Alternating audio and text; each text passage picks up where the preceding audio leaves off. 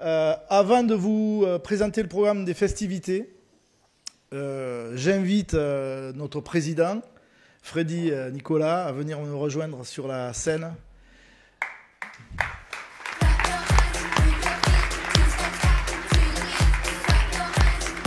Merci Freddy. Bienvenue à toutes et à tous pour cette belle journée. Comme vous l'a dit Eric, il va faire chaud à l'extérieur, donc on va rester assidus. Je vous conseille de rester assidus et de rester à l'intérieur parce qu'ils vous ont concocté vraiment, Eric et toute son équipe, la commission digitalisation et transformation des cabinets, ils vous ont vraiment concocté depuis plusieurs mois une journée vraiment spéciale qui est très importante aujourd'hui, où on voit que le monde est en pleine mutation, qu'on est beaucoup pris par nos tâches dans les cabinets respectifs. On a besoin de cette journée pour actualiser et de mettre en mouvement nos cabinets et de les transformer. Parce qu'aujourd'hui, vous avez bien vu que les enjeux politiques, c'est de garder les flux, de matérialiser les flux. Donc, cette journée est pour vous, c'est la vôtre. Comme l'a dit une consoeur tout à l'heure, on essaie de maintenir un maximum d'événements localement. Donc, vous avez vu que cette nouvelle mandature, on a fait en sorte de garder tous les événements qui étaient faits anciennement dans les deux anciennes régions. On avait deux belles régions. On en a fait une très belle en réunissant ces deux anciennes régions. On a maintenu tous les événements qui étaient faits auparavant. Donc ça, c'était l'enjeu primordial qu'on a décidé de réaliser avec tout le bureau, tous les élus qui sont ici présents, Pascal en premier, bien sûr. Donc merci Eric, merci à ta commission pour ce travail de longue haleine fait avec tous les membres de la commission et tous les permanents que tu as cités tout à l'heure. Avant de te donner la parole pour le programme de la journée, je vais faire un peu de promotion pour votre conseil régional et vous parler des événements futurs. Donc, comme je vous ai dit, ça ne marche pas. Ça marche, voilà. Donc. Bon, c'est pas grave, je les connais par cœur. Vous avez, en ordre d'entrée en scène, vous aurez le 7 septembre à Montpellier la prestation de serment des nouveaux experts comptables qui se sont inscrits durant la dernière année. Donc, nous aurons 60 impétrants qui vont prêter serment devant vous. Vous le savez tous, la prestation de serment, on prête serment, quelle que soit la carrière professionnelle, on prête serment une seule fois dans notre vie. Donc c'est un moment solennel où on est là pour récompenser, honorer les futurs conseillers et confrères. Donc on vous invite tous à venir le 7 septembre pour leur prestation de serment. C'est vraiment un événement inoubliable et tous, on s'en souvient comme une journée vraiment indispensable. Vous aurez ensuite il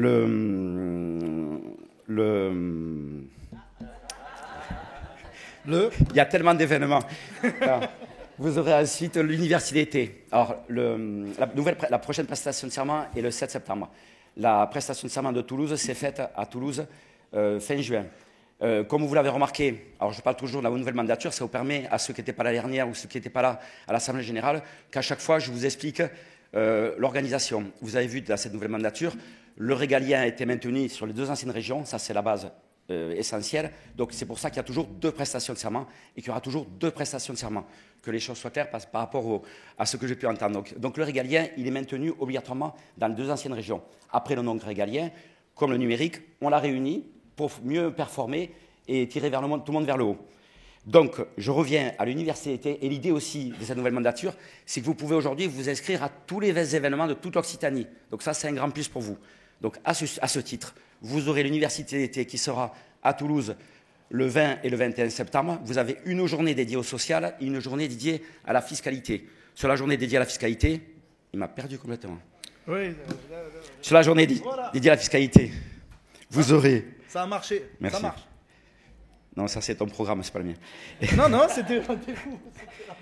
Vous aurez sur la fiscalité tout ce qui est distribution des dividendes, la qualification des rémunérations, tout ce qui nous permet à nos amis de l'administration fiscale d'avoir une attention toute particulière pour nos dossiers.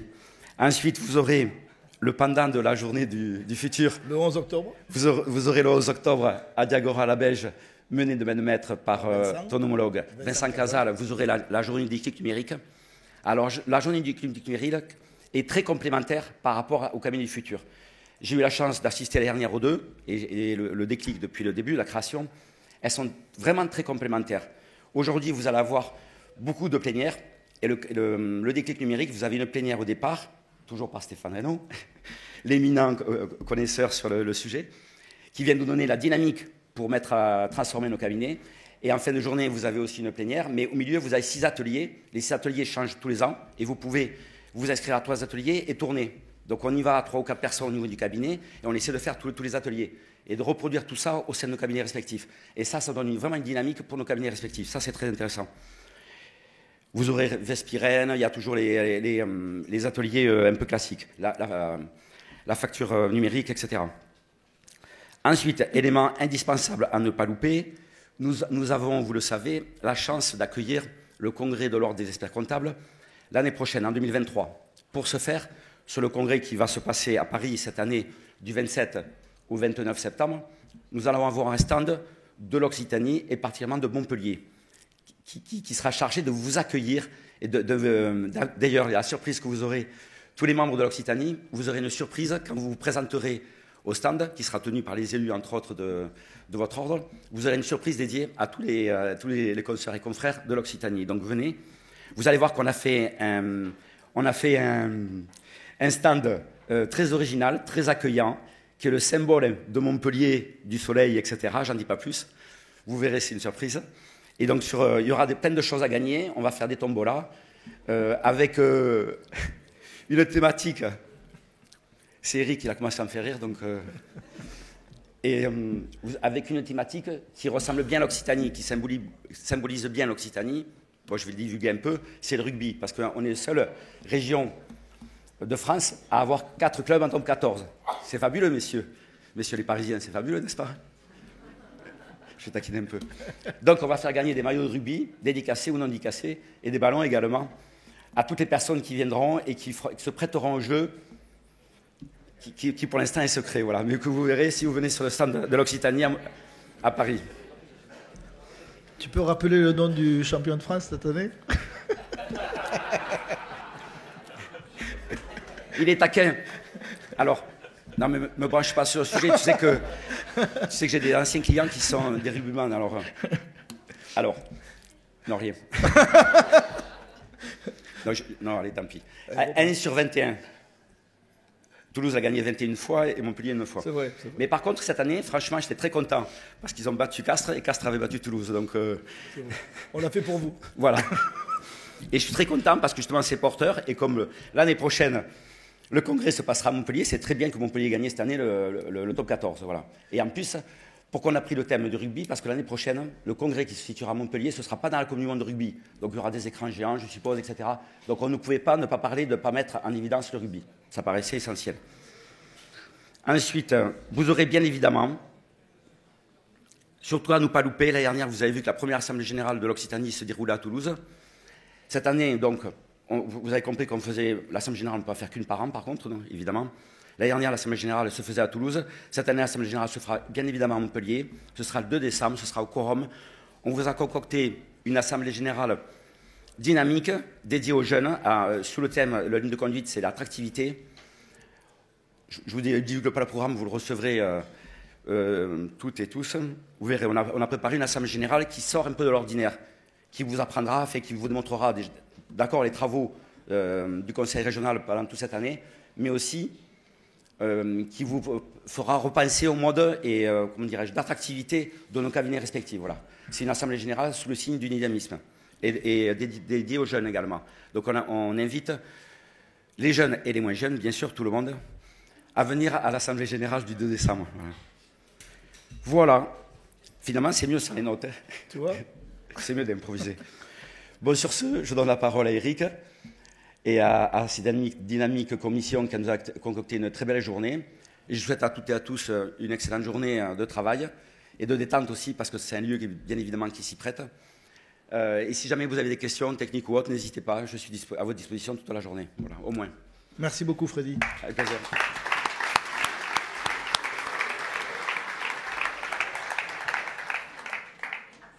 Donc, après cette chouette introduction de Freddy, je vais me permettre de vous rappeler un petit peu l'organisation de la journée, rapidement. Donc, elle est axée autour de 5 thèmes que je vais vous rappeler. Donc, dès la fin de mon propos, nous allons attaquer sur la plénière consacrée à la facture électronique. On a essayé de travailler toute l'année sur nos ambitions futures, les bouleversements que nous allons rencontrer dans nos cabinets dans les prochaines années. Donc, souvent, ça peut il y aura certains propos qui pourront nous déstabiliser un petit peu par rapport à notre quotidien et aux outils qu'on utilise aujourd'hui. Mais il était important de pouvoir se positionner et d'anticiper les enjeux de demain. Donc, en premier lieu, la révolution de 2024 avec la facture électronique. Je pense qu'on a essayé d'organiser une plénière dynamique, vous allez voir, et qui vous permettra d'approcher le sujet de très près. À 10h45, on fera une pause qui s'organise dehors autour des partenaires. Chaque partenaire est équipé en viennoiserie, donc allez les voir, discuter avec eux. C'est un moment important pour nos partenaires. Je vais quand même les citer parce que c'est très important aussi. Donc on a Aesio Mutuel, AG2R La Mondiale, Agiris EIC, on a le Créa École qui est fidèle depuis très longtemps aussi, Dext, DPO Consulting, Je Déclare qui sera aussi acteur de nos propos, Full, qui est une solution de comptabilité, Impel Act, qui est une solution de juridique, le GAN, Interfimo, que je ne présente pas, avec le LCL, Konica Minolta, que vous connaissez aussi, Time, qui est une solution de digitalisation, Léa Recrutement, et Use, que vous connaissez tous. Bien sûr, je cite aussi Formega, qui est le partenaire formation de la compagnie. Après cette pause, de l'ordre. Et Dext. Ah, mais Dext, je ne l'ai pas dit Dext. Ah. 2 fois Dext, alors. Donc, à 11h30, nous aurons une deuxième plénière très intéressante sur une vision de nos métiers, mais qui est vraiment débridée, hein, Pascal, sur l'avenir à 9 ans ou 10 ans. On a fait 2031 pour faire plaisir à Toulouse. Hein. On n'a pas fait 2034. Hein. On est gentil. 31. Bon. Alors, donc, cette réflexion et cette enquête a été menée par l'Ordre autour de Christophe Chouekos et de la Cité de l'économie et des métiers de demain. Donc là, c'est vraiment une restitution qui sera très intéressante avec des pistes qui pourront éventuellement, que vous pourrez trouver un peu rock'n'roll, mais qui sont là pour essayer de marquer des vecteurs de développement demain de notre métier, de nos métiers. 12h30, 14h, cocktail plus sieste. Voilà. Hein, il y a des grands canapés. Hein, premier arrivé, premier servi. À 14h, c'est pas facile. C'est vrai qu'à 14h, c'est pas facile. On a Stéphane Reynaud, et je vous assure que le programme de l'après-midi, je dis pas ça pour rire, le programme de l'après-midi est exceptionnel. Il est assez rythmé, lancé par le chauffeur de salle numéro 1 de Toulouse et de Montpellier, Stéphane Reynaud, autour du full service. Donc pourquoi il faut absolument y aller? Donc là, il a une demi-heure pour faire un propos qui généralement lui prend 2 heures. Donc je ne sais pas ce qu'il va faire, une syllabe sur 2, je ne sais pas. On verra. À 14h30, nous rejoindrons Benoît Dereau ou Dérault pour une séquence totalement là vraiment basée sur le futur, et c'est le métavers et l'univers du métavers autour de tout ce qui est économie digitale, économie virtuelle, qui prend de plus en plus de place et en tout cas lève des fonds incroyables sur des développements de communautés et de bases économiques qui devraient être des gros acteurs de demain. Alors, c'est vrai que pour nous, c'est quand même l'année zéro, là. On ne connaît pas bien ça. Et je pense que vous serez surpris par la présentation musclée qui nous sera faite pendant 45 minutes. Rafraîchissement, j'aurais dit dire multi-rafraîchissement, là, à 15h15. Je ne sais pas si on ne devrait pas mettre une piscine. Voilà. Donc peut-être que vous rentrerez pour boire. Et à 15h45, nous avons les menaces. Alors j'ai passé la soirée avec les animateurs. Je serai vous, j'éteindrai mes téléphones. Voilà. Ces gens rentrent partout. C'est impressionnant. Les cybermenaces du cabinet. Pascal animera cette session autour des intervenants qui m'ont fait peur. Faut dire. Donc, voilà. Je pensais qu'on était bien protégés. En fait, je suis tout nu. Donc, ça rassure. Ça rassure, voilà. Voilà. Donc, il peut rentrer partout, ce type. Même Vérissure ne l'arrête pas. Hein. Voilà, donc j'espère que vous serez avec nous toute la journée et que ce programme, en tout cas sur le libellé, il vous séduit. Maintenant, on les a présentés, les partenaires. Donc maintenant, on va attaquer la première session avec la facture électronique. On va tout de suite rentrer dans le vif du sujet pour savoir si ça marche, puisque nous avons une seule personne qui a un duplex. C'est Cécile Frakoviak, la responsable du projet facture électronique à la DGFiP. Donc c'est un honneur de pouvoir échanger avec elle et de la voir en direct. Donc bonjour Céline. Est-ce que tu nous entends?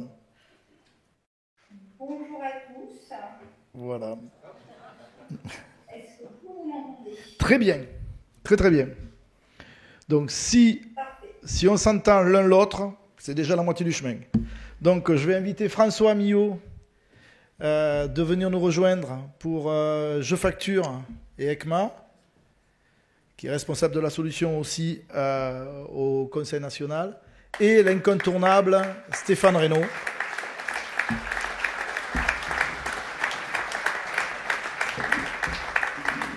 Expert comptable et qui aura le rôle de vous représenter dans cette discussion. Donc on va essayer de faire le tour du propos de la facture électronique de manière assez vivante, en échangeant sur des questions de fond et de forme, avec les trois principaux acteurs, la DGFiP, le portail de Je Déclare, qui j'espère sera le portail leader demain des portails privés, et on en reparlera avec François, et avec Stéphane, les interrogations que chacun de vous se pose, et peut-être aussi de certaines... Avant de donner la parole à François pour justement rebondir sur les enjeux et les ambitions pour le Conseil national, pour ECMA et pour nous, experts comptables, je voudrais que rapidement, Stéphane, tu rappelles qu'est-ce que c'est que la facture électronique matériellement? C'est-à-dire, matériellement, quelle est la différence entre une facture papier d'aujourd'hui, un PDF d'aujourd'hui et cette fameuse facture X de demain? Oui, c'est vrai que c'est important qu'on ait bien tous en tête en fait ça, puisque on va dire la digitalisation, on l'a en effet et on la connaît depuis maintenant plusieurs années dans la profession, avec notamment la scannerisation, l'envoi par PDF de factures auprès de nos clients. Ce dont on est en train de parler et ce que Céline présente, c'est en effet la réforme de la facture électronique, c'est-à-dire en gros le passage à un contenu très normé en fait des factures, avec notamment pour ce qui est du coup du projet de la DGFiP, un standard qui peut être un standard en EDI pour envoyer de la facture en EDI, et ce qui sera pour nous, entre guillemets, cabinet et TPE, le plus pratiqué, en fait, le format facture X, c'est-à-dire un format XML avec à l'intérieur des balises, du coup, d'informations qui seront, du coup, des informations électroniques et donc transmises directement.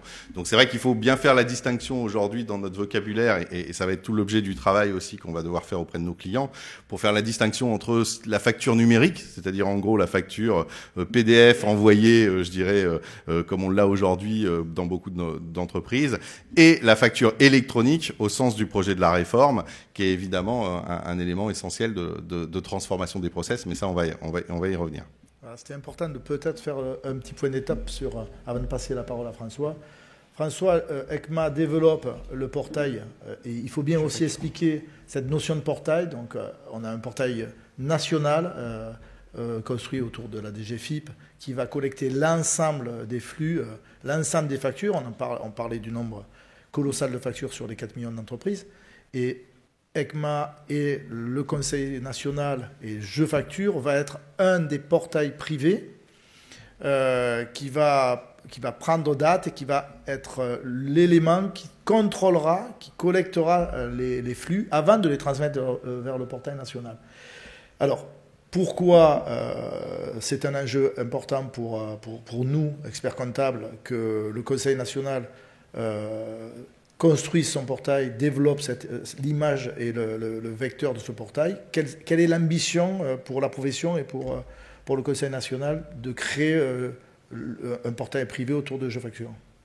Alors oui, là je vais prendre ma casquette directeur des études numériques du Conseil national, et puis après en fait on reviendra sur GeoFacture.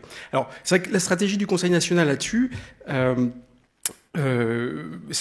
est tournée évidemment vers la profession d'expert comptable et puis par répercussion sur les clients qui sont majoritairement des TPE, PME. Donc à peu près les 3 millions de clients en fait que sert la profession. Ce qu'a vu le Conseil national là-dedans, dans ce projet, c'est à la fois une belle opportunité et à la fois un risque. Un vrai risque pour la profession. Alors, je vous parle de l'opportunité d'abord. Moi, ça fait 20 ans, on partageait avec Jérôme. Jérôme Point, il est par ici. Voilà. On partageait... voilà, Jérôme. Jérôme, en fait, on a une petite histoire parallèle. C'est mon complice et mon ami. Ça fait 20 ans qu'on... Raconte. Ouais. Pas dans le détail, pas tout. Mais ça fait 20 ans qu'on travaille. On est juriste de formation et ça fait 20 ans qu'on travaille pour la profession. Et en fait, moi, en 20 ans, ce que j'ai entendu, en fait, en rentrant dans la profession, c'est j'ai entendu parler tout le temps de la boîte à chaussures. Voilà. Donc, la boîte à chaussures avec le client qui amène ses pièces, en fait, papier, etc. Et puis la course que ça peut être, en fait, pour vous, notamment au moment où on fait des bilans, où 2 jours avant, vous n'avez pas toujours toutes les pièces. Donc, cette course, en fait, à la boîte à chaussures. Hein, vous attendez le client avec la boîte à chaussures. Tout ça, ça va changer.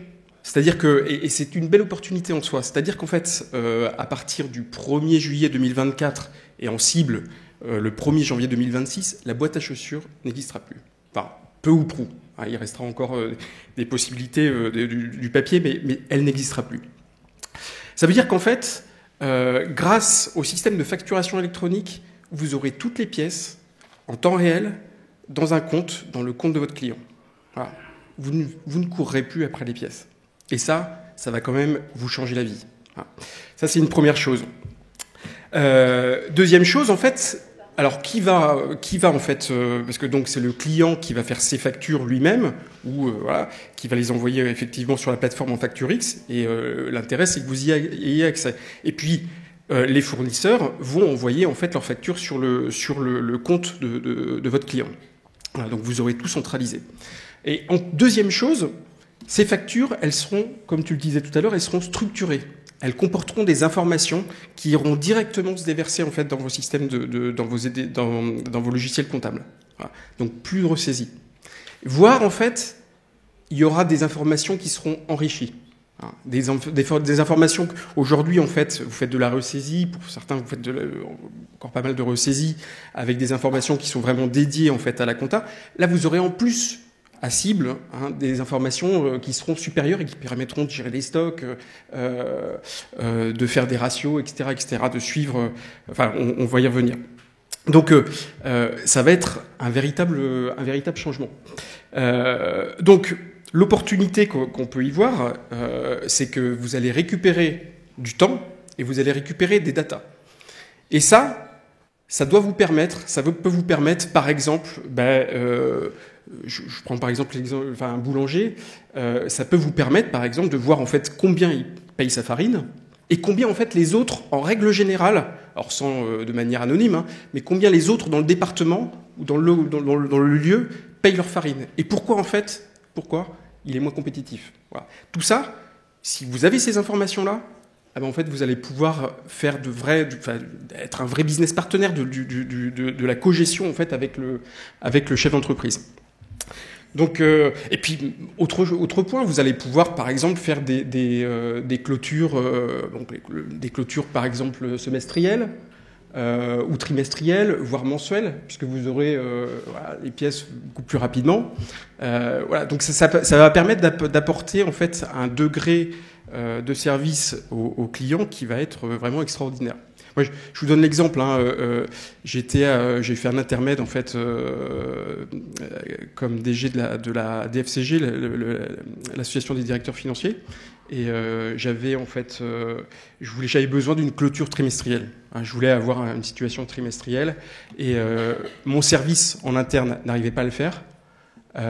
j'ai externalisé chez un expert comptable et j'ai réussi à obtenir une clôture trimestrielle. Et ça, c'est vraiment important. Et de plus en plus, en fait, d'entreprises PME, etc., ont besoin, en fait, de cabinets d'expertise comptable pour pouvoir faire ce type de prestation. On voit bien l'intérêt pour la collecte de l'information plus rapide.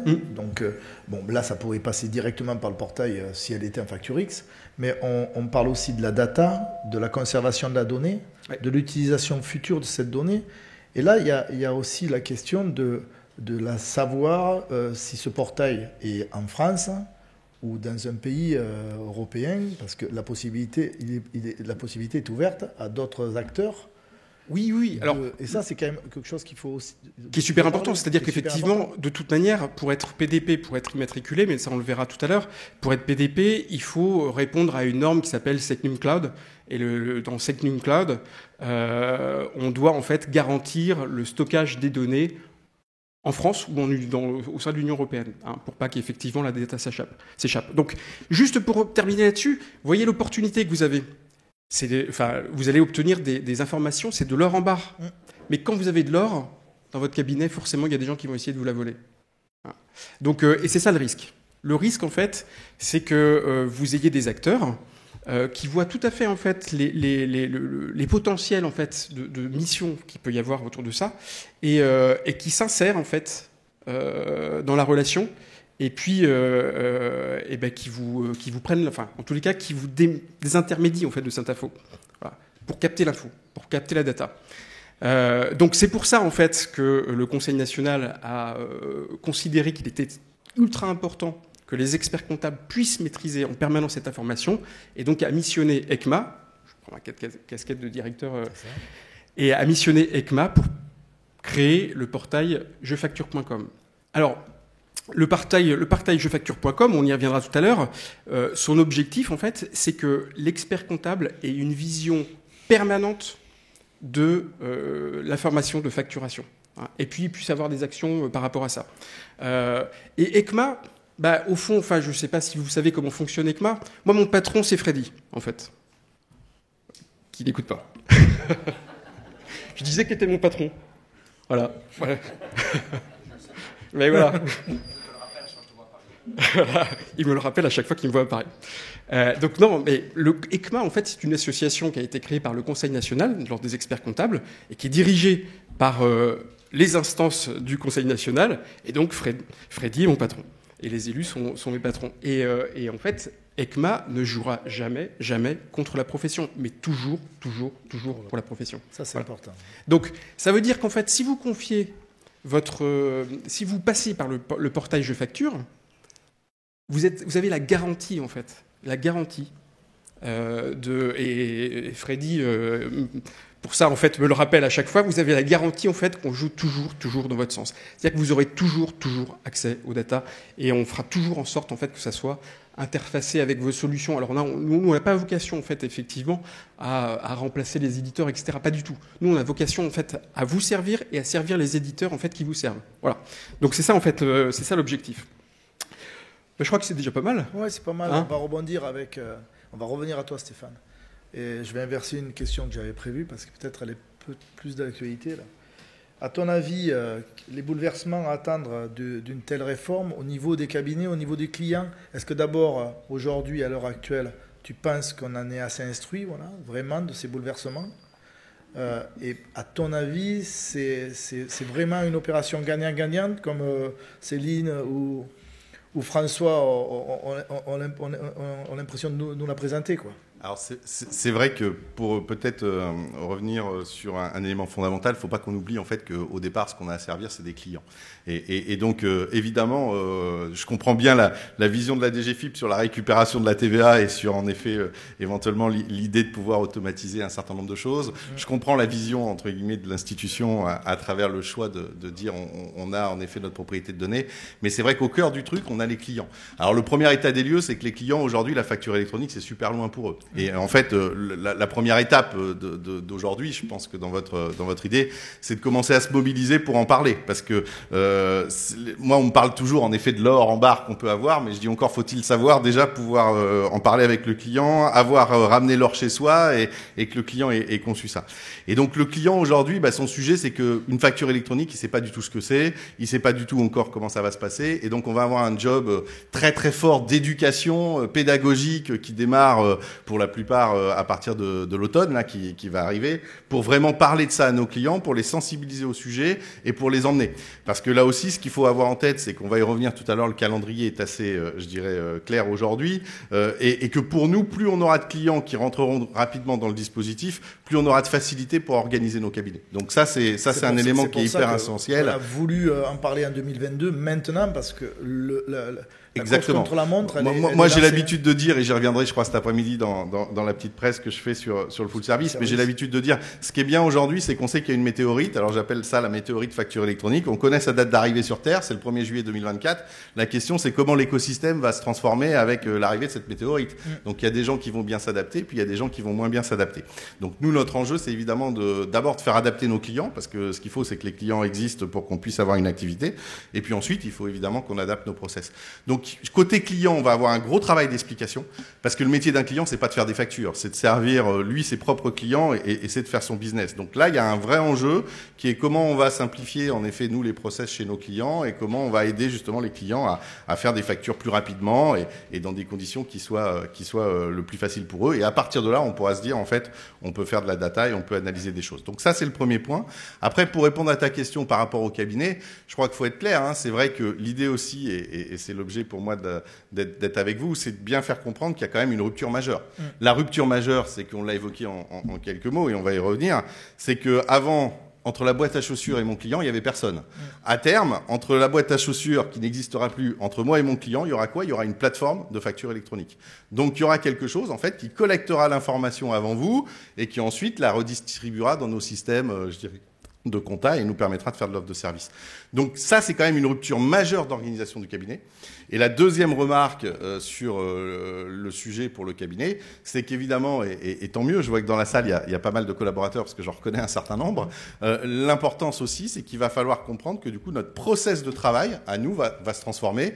On l'a dit, la grosse transformation entre la facture électronique et la facture qu'on a connue jusqu'à présent en digital, c'est qu'on va avoir des éléments qui vont être en fait normalisés. Ce qui veut dire qu'en effet, on aura potentiellement moins de travail de saisie. Je dis potentiellement parce que quand on rentre dans le détail, on voit parfois que le diable se cache parfois dans les détails sur certains sujets, mais que de toute manière, on va avoir un rôle de collaborateur qui sera en fait ce que j'appelle moi, pour faire simple, pour que tout le monde comprenne bien, le rôle de pacificateur de flux. C'est-à-dire qu'en fait, notre métier de comptable au démarrage sera un métier d'architecte des flux pour notre client, pour qu'on récupère bien ça dans nos systèmes.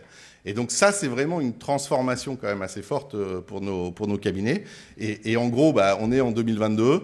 On a 3 ans pour, je dirais, pleinement se transformer. Et c'est vraiment un peu, pour moi, l'état de mobilisation générale dans les 3 ans qui viennent. Avec les acteurs qui vont se greffer autour, les logiciels, les acteurs de logiciels qu'il va falloir, qui s'adaptent très rapidement. Donc là, on voit qu'on est lancé déjà sur un tapis roulant qui a déjà avancé.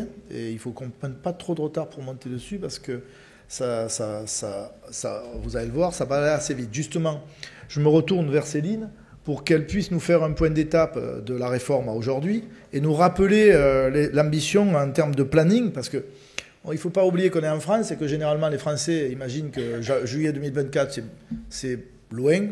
Et puis d'ici 2024, on le repoussera peut-être à 2025 ou à 2026. Et j'aimerais avoir la position de la DGFiP parce que je pense qu'il est important de recaler ce planning, Céline, face à tout le monde, et de faire un point d'étape à aujourd'hui, c'est-à-dire à fin juillet 2022, sur l'évolution du dispositif. Oui, c'est effectivement une des ambitions, c'est le calendrier est ambitieux, mais en même temps l'objectif est clairement posé. La cible est clairement posée, c'est le 1er juillet 2024. Qu'est-ce qui va se passer au 1er juillet 2024 concrètement? C'est que toutes les entreprises, quelle que soit leur taille, grande, moyenne, petite entreprise, vont devoir être en capacité de recevoir des factures électroniques. effectivement, ça va être de recevoir un PDF attaché à un mail, ça va être en capacité de recevoir une facture électronique avec au moins une partie de données structurées. Donc ça suppose d'avoir fait un choix de plateforme, ou un portail public, ou un portail privé, une PDP. Alors qu'est-ce que c'est qu'une PDP? C'est une plateforme de dématérialisation partenaire entre guillemets de l'administration, qui sera habilitée à faire de la facturation électronique. Le 1er juillet 2024, toutes les entreprises doivent être en capacité de recevoir des factures électroniques. Mais aussi, 1er juillet 2024, les grandes entreprises qui vont commencer, elles, d'ores et déjà, à émettre des factures électroniques. Pour les entreprises de taille intermédiaire, le dispositif va se mettre en place à compter du 1er janvier 2025. Elles seront donc obligées, comme les autres, de recevoir des factures électroniques en juillet 2024, mais elles ne seront tenues à l'obligation d'émission en 2025. Et pour les PME, ce sera au 1er janvier 2026. Donc le calendrier, il est posé, l'objectif, il est posé. Ce sont des objectifs qui sont ambitieux, ça c'est certain, mais ils sont aussi ambitieux d'une certaine façon que le potentiel de transformation des flux, des métiers qui est à la racine finalement de la facturation électronique. Et on sait que dans d'autres pays qui sont passés à la facturation électronique à nous, ça a été possible.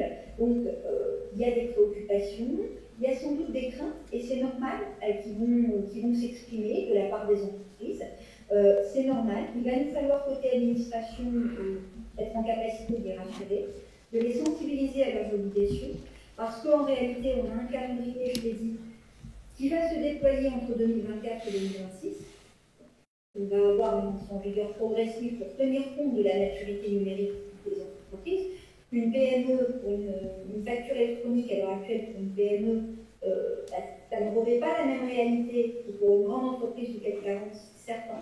Donc il y a des problématiques qui vont se poser dans les deux cas. Côté administration, on doit être en capacité d'accompagner l'ensemble de ces catégories d'entreprises, quelle que soit finalement leur problématique. Alors cet accompagnement, de notre côté, il a déjà commencé et il va monter en puissance pour les prochains mois, les prochaines années.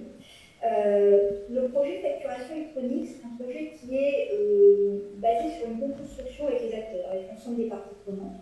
Donc des fédérations professionnelles, des professionnels du chiffre aussi, qui accompagnent les entreprises comme vous aujourd'hui dans leur quotidien, des avocats également, des éditeurs de logiciels, tout l'écosystème de dématérialisation.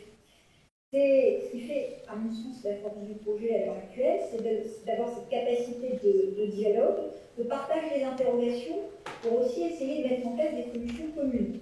On a des groupes de travail, on a des groupes de travail avec les éditeurs, avec les plateformes de dématérialisation. On a des panels de grandes entreprises, des panels de PME pour adresser l'ensemble des problématiques. Et c'est ce qui nous permet d'avancer à bon. On a donc, le 30 juin dernier, mis à disposition de l'ensemble des entreprises ce qu'on appelle les spécifications externes, des documents techniques qui vont normaliser un peu les flux, normaliser un peu les factures, qui ont été mises à disposition sur le site impots.gouv.fr, qui permet pour une entreprise, on lui demande des données, quelles données est-ce qu'on va me demander? Ces spécifications externes permettent de savoir quelles vont être les données attendues. On parle de données au format structuré. Okay. Quel format? Ces spécifications externes, justement, expliquent quel format les plateformes de dématérialisation et les entreprises vont devoir prendre pour référence pour pouvoir normaliser les échanges. Parce qu'on a un enjeu d'interopérabilité afin que entreprises, plateformes privées, portails publics, administration fiscale puissent se parler de façon intelligente et échanger des données. Où on en est à l'heure actuelle, au-delà de l'aspect technique. Alors, on a un écho du pas tout seul dans notre écosystème régional. Il faut aussi penser à ce qui se passe au niveau européen. On a un écho qui est très favorable au niveau européen, au niveau de la Commission européenne, qu'on a associé à embarquer au niveau du projet très tôt, dès l'année dernière. Et c'est la raison pour laquelle, au tout début d'année, on a obtenu une dérogation un peu technique, mais qui était nécessaire pour le projet, sur l'autorisation de faire de la facturation électronique. Donc ça, c'est une étape qui a été franchie en janvier. On a une publication cristallisée des spécifications externes en juin, et notre encadrement juridique doit être finalisé en septembre prochain, à la rentrée. L'ensemble des acteurs auront tout ce qu'il faut pour travailler, c'est-à-dire quelles données. Je veux devenir une plateforme de dématérialisation partenaire. Quelles vont être les règles du jeu pour pouvoir être habilitées par l'administration? Tout ça sera indiqué à la rentrée. Ton col de signe de mon micro, si tu peux le remonter. À la publication des textes. On aura également de l'accompagnement des entreprises. Accompagnement des entreprises, parce que passer à la facturation électronique, ça va simplifier. Ça va se préparer. Mettre les premiers acteurs dans votre quotidien et vos relations quotidiennes avec les entreprises. De notre côté, ce qu'on pourra à la rentrée, c'est mettre en place une communauté des relais. Dans cette communauté des relais, qui va travailler sur la base du volontariat, va y avoir des fédérations professionnelles, l'ordre des experts comptables sur les champs nationaux, qui a donné son accord pour participer à cette communauté privée. On aura aussi des administrations comme les URSSAF. L'idée, c'est que la communication, la sensibilisation, la pédagogie qui est nécessaire pour les entreprises puisse tout simplement faire taille et que les éléments puissent progressivement infuser, toucher l'ensemble des entreprises pour que, encore une fois, dès 2024, tout le monde puisse avoir utilement fait un choix de plateforme de dématérialisation. Encore une fois, on a un calendrier qui s'échelonne entre 2024 et 2026, mais en réalité, la vraie cible, c'est 2024 pour l'obligation de réception, pour pouvoir recevoir des factures électroniques. Donc, je pense que c'est en termes de calendrier, en termes de grands objectifs, de planning et de perspectives sur l'année 2022 et un peu plus tard aussi, l'essentiel de ce qu'on peut dire à l'heure actuelle. On aura aussi des manifestations plus particulièrement orientées par la suite sur les types d'entreprises. En particulier, côté administration, on prévoit d'organiser avec certaines fédérations professionnelles un hackathon qui aurait pour objectif de définir, de promouvoir des solutions simples, peu onéreuses, adaptées à leurs besoins pour les entreprises, en particulier vraiment pour les PME. Donc l'idée, c'est de progressivement pouvoir donner aussi, au-delà des cadrages réglementaires, au-delà des cadrages techniques, de la visibilité du projet, d'en faire parler, pour que finalement, aucune entreprise ne puisse, à la fin de l'année, n'avoir jamais entendu parler du projet de facturation électronique. Et pouvoir, en conséquence, d'ici 2024, progressivement s'acculturer, se poser des bonnes questions et se préparer à la facturation. Merci Céline. Donc, on voit que les données techniques, enfin le montage technique est opérant. Maintenant, je me tourne vers François. Donc, a priori, toutes les règles du jeu sont prêtes, sont établies. Oui. Donc, où en est le portail? Oui, je déclare aujourd'hui, quoi. C'est vrai que oui, l'essentiel est connu, mais en fait, je veux saluer le rôle effectivement de la DGFiP et de l'administration dans ce projet, parce qu'on a des concertations permanentes. Nous, on fait remonter aussi des problématiques. Hier, on travaillait avec Stéphane sur les cas d'usage dans une commission spécifique au Conseil national. Et il y a vraiment un dialogue de qualité, donc qui permet effectivement d'être pris en compte. Ce que je veux dire aussi par rapport à ça, c'est il n'y aura pas de facture, enfin comme la DSN, comme le PASS, il n'y aura pas de facturation électronique si les experts comptables en fait n'onboardent pas leurs clients. Voilà. Parce c'est vous qui maîtrisez en fait, c'est vous qui êtes capable d'urbaniser les flux, etc., etc. C'est vous qui êtes capable d'expliquer. En fait, les meilleurs, ceux qui feront en fait la facturation électronique, c'est vous. Il n'y a pas de. Je pense que là-dessus, voilà, on l'a vu avec la DSN et le PASS. Donc, le problème, c'est qu'en fait, on n'a pas tout à fait le même espace-temps entre cabinet et client. C'est un petit peu, ça relève un peu de la relativité einsteinienne, on va dire. C'est-à-dire que vous, votre espace-temps, l'espace-temps pour le client, en fait, on va pouvoir, lui, il va se mobiliser juste avant. Période, ouais. Voilà. C'est-à-dire qu'à 18 mois, arriver à le mobiliser, il va vous dire, non, ça c'est votre job. Par contre, vous, ce qu'on sait, en fait, c'est qu'il va y avoir 2 périodes, en fait, pendant lesquelles vous allez pouvoir le faire. Vous allez pouvoir vous-même urbaniser vos flux, prendre connaissance des solutions, etc., etc. Il y a cette période qu'on vit actuellement, de juillet à décembre. Ensuite, vous êtes en période fiscale. C'est pas la meilleure période. Ensuite, vous avez de juillet 2023 à décembre 2023. Après, vous re-rentrez en janvier, vous re-rentrez en période fiscale. Et après, on est au 1er janvier 2024. Voilà. Donc, vous voyez ce que je veux dire 1er juillet 2024. Ce que je veux dire, c'est qu'en fait, il reste pas... Communication. Voilà. Il reste pas tant de temps que ça. Et le gros du travail va se faire chez vous. Ensuite, si vous avez fait le travail, si vous avez urbanisé les flux, etc., ça deviendra beaucoup plus simple en fait pour le client et il va s'appuyer complètement sur vous. Voilà, ça c'est ce que je veux dire. Donc sur le portail jefacture.com, nous en fait, maintenant qu'on a les spécifications, on développe. Hein, et notre objectif, et on va l'atteindre, ça c'est évident, c'est de pouvoir demander notre immatriculation au 1er septembre 2023. Voilà. Donc pour pouvoir rentrer dans une période de test ensuite, etc., etc. Donc voilà, donc là pas de souci par rapport à ça. Aujourd'hui, ce qui se passe, ce qu'on fait en fait, c'est que vous pouvez déjà utiliser jefacture.com, c'est-à-dire qu'en fait, on a déjà mis en place, alors pas avec un système cible, pas avec un système où les factures arrivent toutes seules, mais on va chercher les factures. On a déjà un système en fait qui vous permet de centraliser en fait les factures. Donc, ce qui est possible de faire, c'est déjà commencer en fait à travailler avec jefacture.com pour vous habituer finalement en fait aux interfaces, à la manière de fonctionner, etc. Et puis, il y aura une grande mise à jour. À partir de 2024 qui permettra d'arriver dans le système cible hyper fluide, quoi. Donc voilà. Mais c'est vrai qu'en fait, et c'est ça qui est difficile, c'est vrai que ça donne tendance à repousser un peu les choses, mais il y a, comme je vous disais tout à l'heure, il y aura d'énormes opportunités. Par contre, il y a une période, en fait, il y a une douleur initiale. Ça, il ne faut pas se le mentir. Mais il faut le faire. Voilà. Donc, je ne peux que vous encourager. Et nous, en fait, on vit cette douleur au niveau de Jefacture, puisqu'en fait, on va tout faire pour être. Enfin, on doit en fait passer une certification ISO 27001. Donc, on est dessus. Secnum Cloud. On fait nos développements et pour être prêt en fait en 2024. Alors, Stéphane, là, on va échanger ensemble. On l'a vu, on en parle juste avant.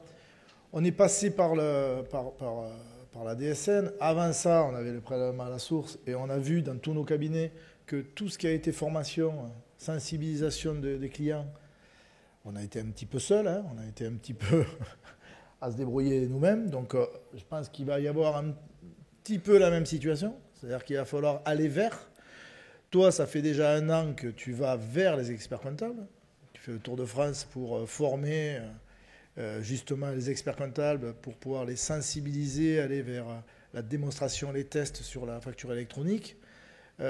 J'aimerais que tu donnes un petit coup de pied dans la fourmilière parce que on peut dire que tu t'es beaucoup donné pour aujourd'hui quel résultat, quoi.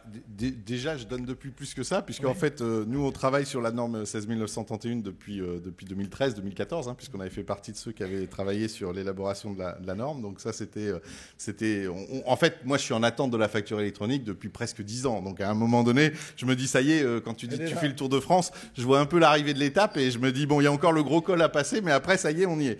Donc non, très clairement, oui, je pense que le sujet, c'est en effet de se mobiliser maintenant, qu'on a les choses qui sont assez claires, de bien comprendre du côté des confrères parce que souvent les gens nous disent, alors ça va être quoi la solution tout de suite que je vais avoir ? On a une solution qui est plutôt fléchée, qui est celle de l'institution à travers ECMA et à travers jefacture.com.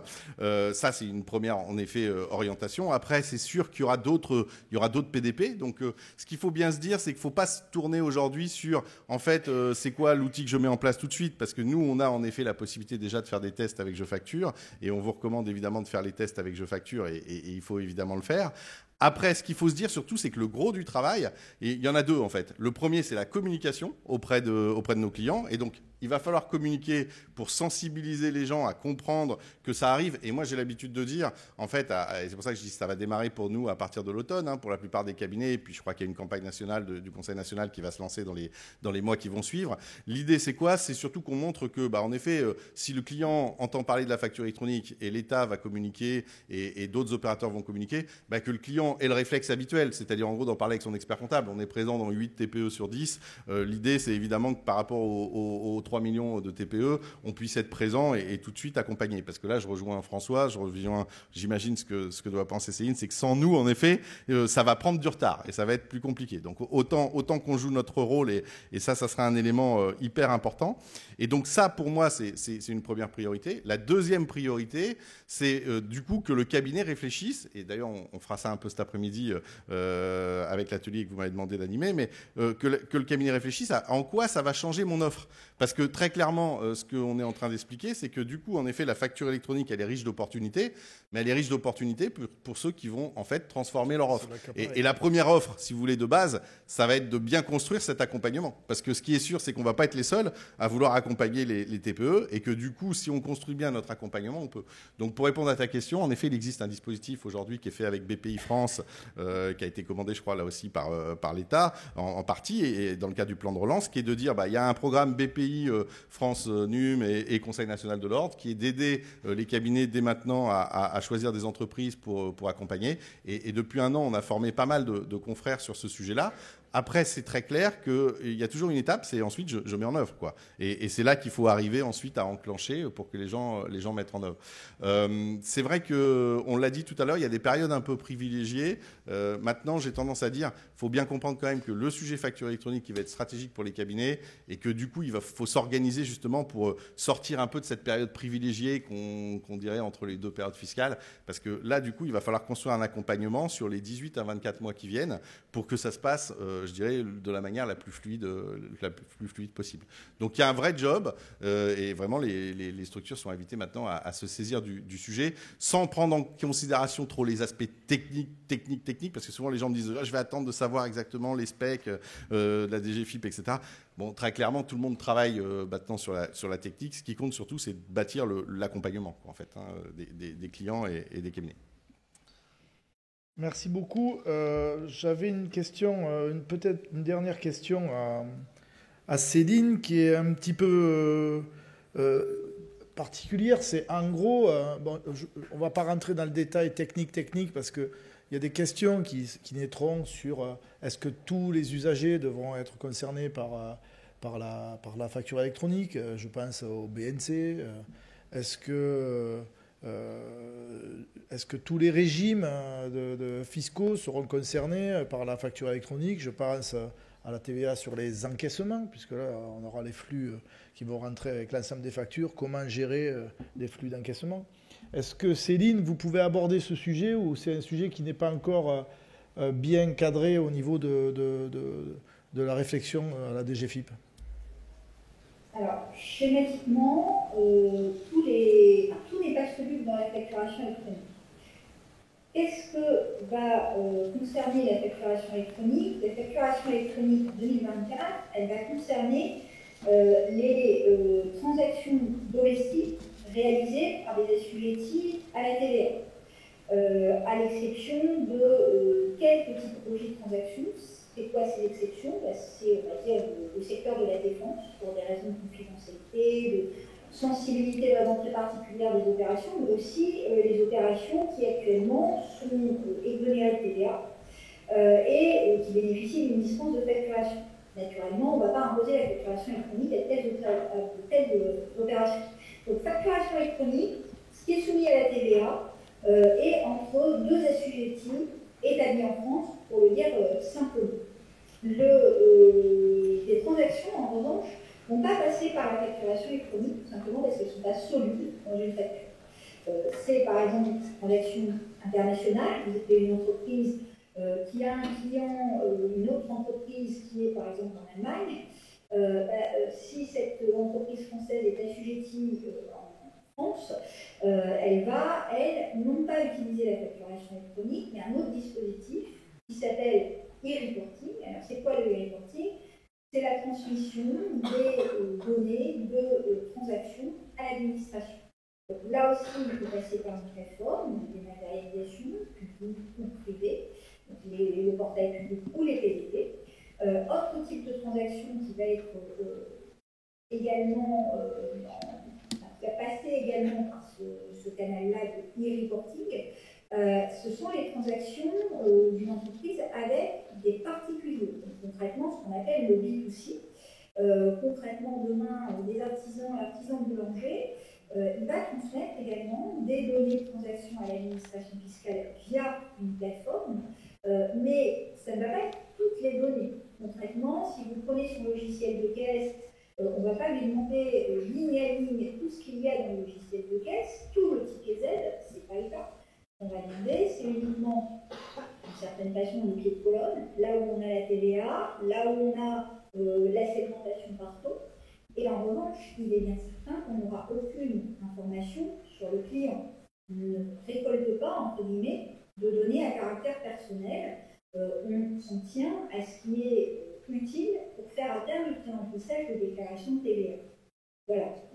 Schématiquement, facturation électronique, les transactions domestiques et e-reporting, donc c'est un peu différent, mais ça concerne deux typologies de transactions. Transactions à caractère international et le B2C, donc les transactions avec les particuliers. Avant de se séparer, est-ce que François, tu veux dire un mot sur la collecte des datas et l'archivage des datas, peut-être parce que ça va être un sujet pour demain, qui va être sensible. Oui. On ne va pas aborder tous les sujets, là on a presque fait le tour, donc je suis très, très satisfait sur l'espace-temps qu'on avait. Et peut-être dire un mot sur ce que tu en penses sur comment va se gérer cet archivage dans le futur. Et là, ça, c'est une information importante pour les cabinets et pour les clients. Ah bah, de toute manière, en fait, dans le cahier des charges pour une PDP, c'est d'être en capacité d'archiver en fait les factures. Hein, donc ça, ce qui est plutôt pas mal. Hein. C'est-à-dire que vous pourrez en fait, le client ou vous, hein, parce que le système Je Facture, en fait, grosso modo, vous avez votre espace cabinet et vous avez des capsules clients. Vous créez des capsules clients dans votre espace cabinet sur Je Facture. Et dans cette capsule en fait client, il pourra aller rechercher en fait ces factures jusqu'en 10 ans en arrière, hein, donc puisqu'on les stockera 10 ans. Et comme je te le disais tout à l'heure, Eric, ça sera archivé en respectant les normes Secnum Cloud, etc. Voilà. Exactement. Donc au bout de 10 ans, normalement, ces éléments disparaîtront. Après en fait, le client, s'il veut, effectivement, s'il aime les archives longues, il pourra se les télécharger, évidemment. Mais sinon, effectivement, ça sera supprimé pour des raisons, j'imagine, aussi écologiques. Hein, que ça sera supprimé au bout de 10 ans, enfin 11 ans exactement. Quoi. Donc oui. Mais donc voilà, il y aura toujours cette possibilité en fait d'aller rechercher ces factures et ça c'est plutôt intéressant. Le mot de la fin, Stéphane, sur Ambition. Le mot de la fin, c'est que vous l'avez compris, en fait, on est expert comptable et en fait on va devenir expert en information et en flux informatique.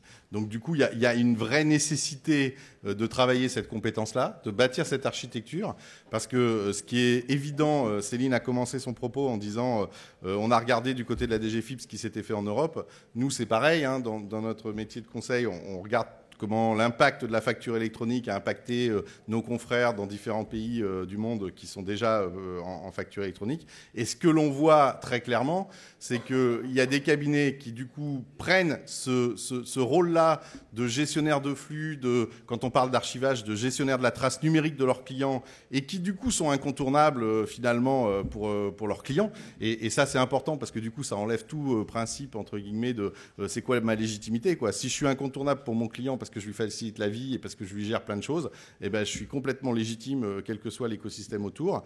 Et puis, à l'inverse, il y a des cabinets qui, parfois, n'ont pas pris ce virage-là et qui se retrouvent, eux, plutôt en difficulté. Donc, le message, pour moi, il est très clair. Vous avez une date d'atterrissage, hein, je reprends ma météorite. Oui. Vous avez une trajectoire. Ce qui compte maintenant, c'est de piloter, je dirais, ça et d'embarquer avec nous les 4 millions d'entreprises parce que c'est vrai que l'économie française, elle a ça de particulier d'avoir quand même beaucoup de TPE. C'est une vraie force pour la profession et c'est vraiment notre job, je crois, de les accompagner là-dedans, quoi, en fait. Vous vouliez poser une question ? Simplement, j'ai eu l'impression d'avoir de retours concernant la TVA sur les encaissements pour les prestataires de services. A priori, ça... Oui, ils seront concernés. Ils seront concernés puisqu'en fait, dans le dispositif d'e-reporting, on va avoir les traces de paiement, en fait. Hein, et donc, on aura un dispositif qui permettra de le gérer, en fait.